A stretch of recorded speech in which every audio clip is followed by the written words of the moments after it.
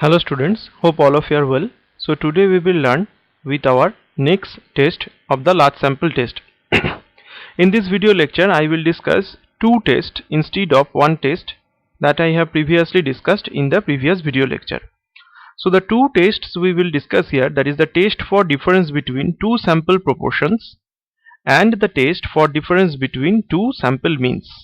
So here we will learn two tests for the large sample test. So let us start. So before we go to the test, first of all we have to go for the first test, that is the test for difference between two sample proportion. तो पहले इसको हम लोग समझ लेते हैं, उसके बाद हम लोग प्रोसेस करेंगे. प्रॉब्लम आसान है, सिंपली तुम लोगों को टेस्ट स्टैटिस्टिक्स जो है उसको अच्छे से समझना है. ठीक है, तो कैसे उसको समझेंगे और कैसे हम लोग को पता चलेगा कि ये जो प्रॉब्लम है वो test for difference between two sample proportion का प्रॉब्लम है. ठीक है, तो इसके लिए मैं तुम लोग को एक टिप्स बता देता हूं, वो तुम लोग फॉलो करो. यहाँ पे जो डिस्कशन मैंने किया है वो मैं तुम लोग को समझा दूंगा, लेकिन यहाँ पे तुम लोग देखो जो स्टेटमेंट है यहाँ पे क्या है, test for difference between two sample proportion. तो दोनों सैंपल प्रोपोर्शन का डिफरेंस लेके हम लोग को कुछ टेस्ट करना है. तो ये टेस्ट का मतलब ये होता है कि सपोज हमारे पास दोनों पॉपुलेशन है, two populations are there, and from the two populations the population proportions are also given for some attribute or for some quantity. Two population proportions will be given, but we have to check whether these population proportions are equal or not. Now how we can check whether these population proportions are equal or not? We have to consider two samples from each and every population, one from each and every population, and we will find out the sample proportion from those samples. Depending on the sample proportions, we will apply the test statistic. Then we will go to the conclusion whether the population proportions for two different populations are equal or not. Okay, so that is the main thing of this test. Obviously here we are applying the large sample test, so we have to go for the normal distribution, more precisely standard normal distribution, जिसके बारे में मैं तुम लोगों को पहले से बता रहा था. So let us start with the test. The test says that two large independent random samples of sizes n1 and n2 be drawn from a populations with proportions capital P1 and capital P2 respectively. यहाँ पे तुम लोग P1 P2 को अगर ठीक ठाक समझ नहीं पा रहे हो तो इसीलिए मैंने यहाँ पे लिखा हुआ है capital P1 capital P2 represents the population proportion और small p1 small p2 represents the sample proportion. ठीक है, इसको याद रखना. Let us back to the statement of the theorem. So two large independent random samples of sizes n1 n2 be drawn from two populations with population proportions p1 and p2 respectively. दोनों population है, उसका दोनों proportions है, एक है capital P1 दूसरा है capital P2.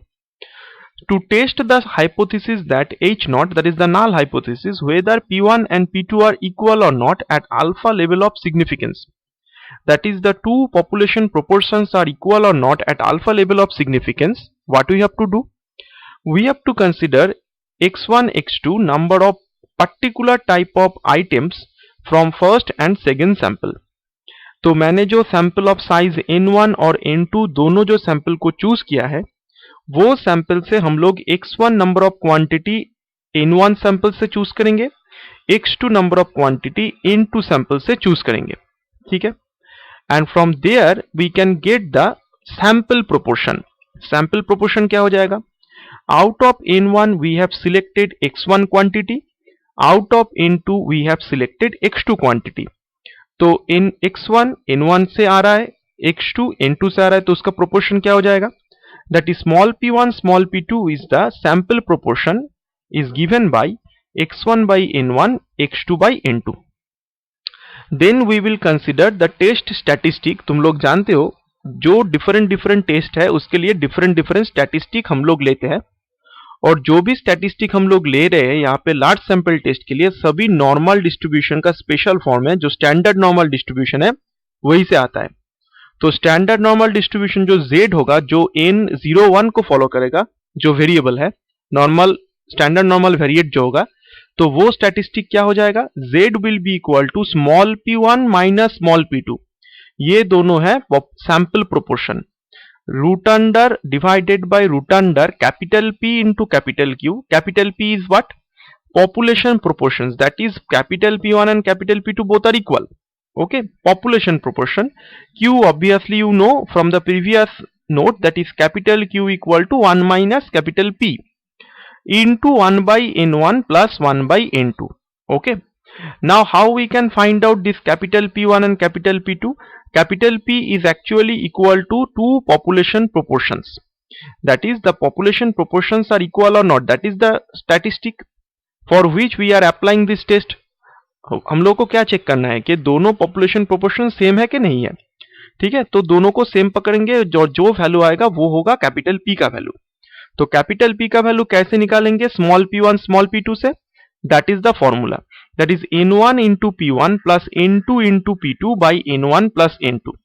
ठीक है, n1 into p1, that is n1 is the sample size of the first sample, P1 is the sample proportion of the first sample, N2 sample size of the second sample, P2 sample proportion of the second sample, divided by N1 plus N2।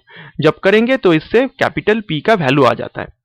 अभी तुम लोगों को शायद ये question आ रहा है दिमाग पे कि सर ने यहाँ पे जो टेस्ट स्टैटिस्टिक लिखा है ये कहाँ से आ रहा है। तो देखो हमारे सिलेबस पे जो भी लार्ज सैंपल टेस्ट या फिर स्मॉल सैंपल टेस्ट है, उसके लिए हम लोगों को सिंपली ये टेस्ट स्टैटिस्टिक लिख के उसको एप्लीकेशन करना है। ठीक है, इसका जो डेरिवेशन है वो हमारे सिलेबस पे नहीं है। तो अगर तुम लोग इसका डेरिवेशन जानना चाहते हो तो तुम लोग कुछ बुक्स फॉलो कर सकते हो या फिर मुझे अलग से पूछ सकते हो, लेकिन वो सिलेबस के अंदर नहीं है। हम लोग को सिलेबस के अंदर क्या करना है, सभी टेस्ट स्टैटिस्टिक को याद में रखना है और उसको प्रॉब्लम पे अप्लाई करके हम लोग को सॉल्यूशन निकालना है। ठीक है, तो चलो एक आसान सा प्रॉब्लम हम लोग करते हैं जो बहुत ही एक इंपॉर्टेंट एग्जाम्पल है। ठीक है, in a sample of 600 men from a certain city 450 are found to be smokers. ठीक है, तो एक सिटी है जहां पे 600 मेन्स है, वहां पे मैंने 450 men are found to be smokers. In another sample of 900 men from another city 450 are smokers. तो 900 मेन है दूसरे सिटी पे, वहां पे 450 है smokers. Does the data indicate that the cities are significantly different with respect to habit of smoking among man, test at 5% level of significance. तो हम लोग को क्या करना है, जो डेटा हम लोग के पास गिवन है कि फर्स्ट जो सिटी है वहां पे आउट ऑफ 600 450 आर स्मोकर्स, दूसरा जो सिटी है वहां पे 900 के बीच में 450 आर स्मोकर्स।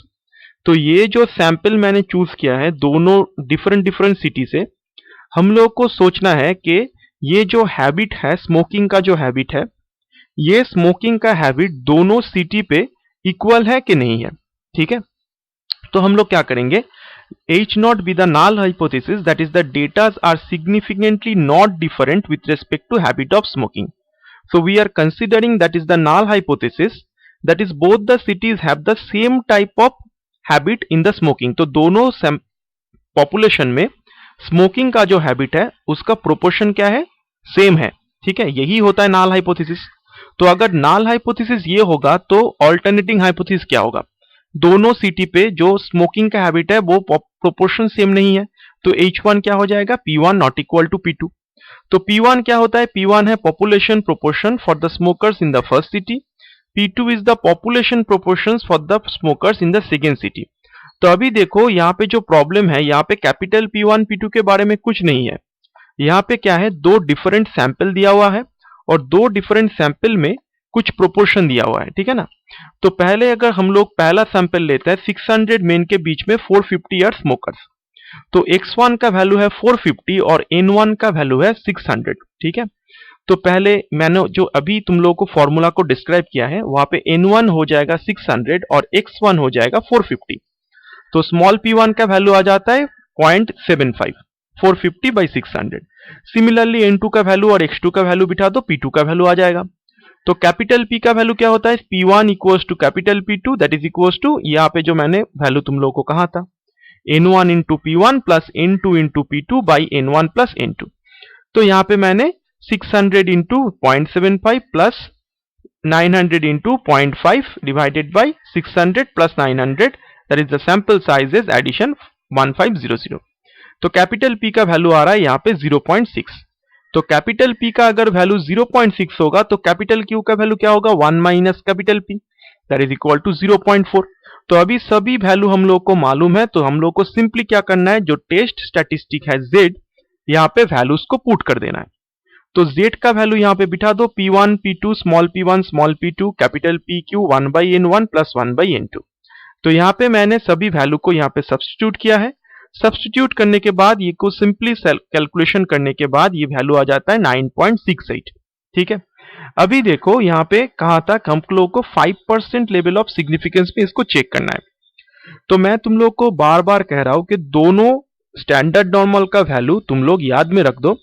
यहाँ पे हो सकता है कि प्रॉब्लम के अंदर तुम लोग को डेटा गिवन हो, प्रोवाइडेड हो, तो कोई प्रॉब्लम नहीं है। अगर डेटा गिवन नहीं होता है तभी जाके प्रॉब्लम होगा। ठीक है, तो अगर डेटा गिवन है तो कोई प्रॉब्लम नहीं है, उसको देखेंगे, उसको देख के कर लेंगे। लेकिन हमारे सिलेबस में जो भी प्रॉब्लम है, जितना भी प्रॉब्लम है, मैं जितना भी प्रॉब्लम समझ चुका हूं अभी तक, सॉल्व कर चुका हूं अभी तक, तो वहां पे मैंने देखा है कि मैक्सिमम 1% या फिर 5% लेवल ऑफ सिग्निफिकेंस से ही आता है। इसका मतलब यही नहीं है कि 0.2% से नहीं आएगा या फिर 3% लेवल ऑफ सिग्निफिकेंस से नहीं आ सकता है। अगर वो आएगा तो उसका given data will be given. Okay, यही मैं बताना चाहता हूं। Okay, so let us go to now, you know the 5% level of significance of the standard normal distribution, जिसके बारे में मैं तुम लोग को पहले से बहुत बार बता चुका हूं। तो अगर z का वैल्यू 0.0 से 1.645 तक लाई करता है तो इसका प्रोबेबिलिटी होता है 0.45। तो इसको डबल कर दो, माइनस 1.645 से प्लस 1.645 तक कितना वैल्यू हो जाएगा, इसको डबल कर दो, 0.9 हो जाएगा। तो अगर माइनस 1.645 से प्लस 1.645 पे वैल्यू होता है 0.9, तो उसका कंप्लीमेंट क्या होता है, 1 minus mod of z greater than 1.645, that is equal to 0.1। तो 0.1 को अगर हाफ करेंगे तभी ना जाके हम लोग को 5% लेवल ऑफ सिग्निफिकेंस मिलेगा। 0.1 का मतलब है 10% लेवल ऑफ सिग्निफिकेंस तक, लेकिन हम लोग को तो 5% लेवल ऑफ सिग्निफिकेंस में काम करना है। तो कौन सा रीजन हम लोग के लिए क्रिटिकल रीजन होगा, ठीक है, तो कौन सा हाफ को लेंगे। तो अभी तुम लोग ड्रॉ कर चुके हो और तुम लोग समझ चुके हो कि इसके कैसे उसको ड्रॉ करना पड़ता है। तो ये होता है मेरा माइनस 1.645, यहाँ पे पॉइंट होगा माइनस 1.645, यहां से यहां तक 1.645 तक वैल्यू हो जाता है 0.9। तो यो बाकी जो शेडेड रीजन यहाँ पे लेफ्ट साइड पे है या फिर राइट साइड पे है, दोनों को मिला के आ जाता है 0.1। तो कोई एक साइड पे प्रोबेबिलिटी क्या होगा, 0.5 होगा, that is 5% level of significance. अभी देखो z का वैल्यू क्या है, 9.68। तो z का वैल्यू क्या है, पॉजिटिव है।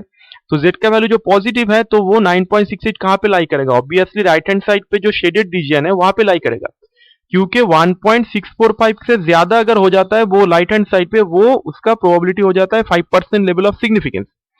तो 9.68 का वैल्यू कहां पे है, 9.68 का वैल्यू तो यहाँ पे होगा ना, कुछ यहाँ पे होगा, 1.645 से ज्यादा होगा। तो शेडेड रीजन है हमारा क्रिटिकल रीजन, और क्रिटिकल रीजन क्या होता है, जहां पे टेस्ट नाल हाइपोथेसिस को रिजेक्ट करते हैं। अगर जेड का वैल्यू वहां पे आ जाता है तो हम लोग क्या करते हैं, उसको रिजेक्ट करते हैं। तो हम लोग देख सकते हैं कि Z lies in the critical region, therefore the hypothesis will be rejected at 5% level of significance. तो इसका मतलब ये है कि दोनों जो डिफरेंट सिटीज था वो वहां पे जो स्मोकिंग का हैबिट है वो सेम नहीं है। ठीक है, नेक्स्ट टेस्ट पे हम लोग चले आते हैं, test of difference between two sample means. ठीक है, सेम टाइप ऑफ टेस्ट है। यहाँ पे देखो दोनों सैंपल दिया हुआ जाएगा। ठीक है, दोनों सैंपल के ऊपर दो सैंपल का दोनों मीन और स्टैंडर्ड डेविएशन गिवन होगा पॉपुलेशन का। ठीक है, जैसे मैं तुम लोग को यहाँ पे समझा देता हूं, देखो two random samples is drawn from populations with mean and standard deviations μ1 σ1 μ2 σ2। Suppose हमारे पास पॉपुलेशन है, पॉपुलेशन 2 है क्या 3 है क्या 4 है, अभी मुझे मालूम नहीं है, लेकिन हम लोग को दोनों सैंपल मिला है जहां पे उसका मीन और स्टैंडर्ड डेविएशन ऐसा है μ1 σ1 μ2 σ2। तो अभी हम लोग को चेक करना है कि जो μ1 μ2 हम लोग ले रहे हैं ये दोनों सैंपल मीन सेम है कि नहीं है। पॉपुलेशन मीन जो मैंने लिया हुआ है μ1 and μ2 are the population means whether these are equal और नॉट। तो μ1 μ2 दोनों पॉपुलेशन मीन है, सिग्मा 1 सिग्मा 2 दोनों पॉपुलेशन का स्टैंडर्ड डेविएशन है। तो ये दोनों μ1 μ2 अगर सेम हो जाएगा तो इसका मतलब ये दोनों सैंपल सेम पॉपुलेशन से आ रहा है। तो हम लोग यहाँ पे सेम पॉपुलेशन भी लिख सकते हैं या फिर सिंपली पॉपुलेशन से लिखो, समझने के लिए आसान हो जाएगा। अगर दोनों डिफरेंट पॉपुलेशन होगा तो μ1 μ2 डिफरेंट हो सकता है, ठीक है। तो μ1 μ2 दोनों पॉपुलेशन का दोनों मीन है, सिग्मा 1 सिग्मा 2 दोनों पॉपुलेशन का दोनों स्टैंडर्ड डेविएशन है। तो हम लोग को क्या करना है, हम लोग को चेक करना है whether the sample means populations means are equal और not, and that can be done with the help of the sample means. तो सैंपल मीन क्या होता है, X bar Y bar X bar, ऐसे करके हम सैंपल मीन लिखते हैं। तो स्टैटिस्टिक हो जाएगा हमारे यहाँ पे x1 bar minus x2 bar root under of sigma 1 square by n1 plus sigma 2 square by n2। और प्रोसेस सेम है, इसका वैल्यू निकालेंगे, जो गिवन डेटा हुआ रहेगा, प्रॉब्लम दिया हुआ रहेगा, उससे हम लोग इस वैल्यू निकालेंगे।